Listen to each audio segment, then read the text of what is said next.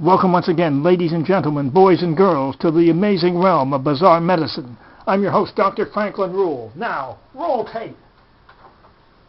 Now it's time for the world of bizarre medicine. As you may know, I'm a Ph.D., not an M.D., but I've always been intrigued by bizarre medicine. Let's see what's in the little black bag today. We have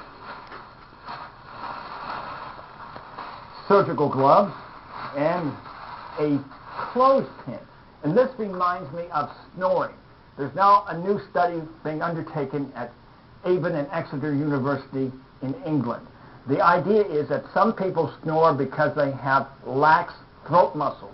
And you sing, you strengthen those muscles. So they're trying to find out if singing is actually a cure for snoring. Sounds like a good idea to me. Let's first of all hear my normal snore. Pretty bad. Let's now try a song.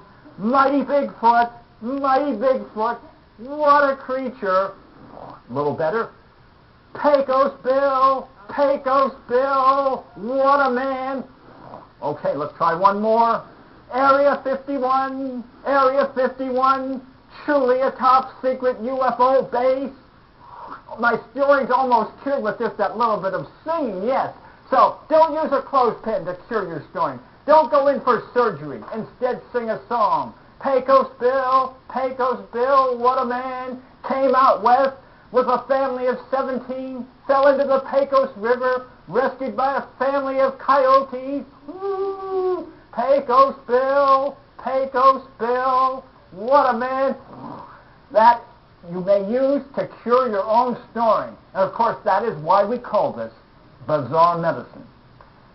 Now, until next time, may the power of the cosmos be with you. Yes, yes, yes.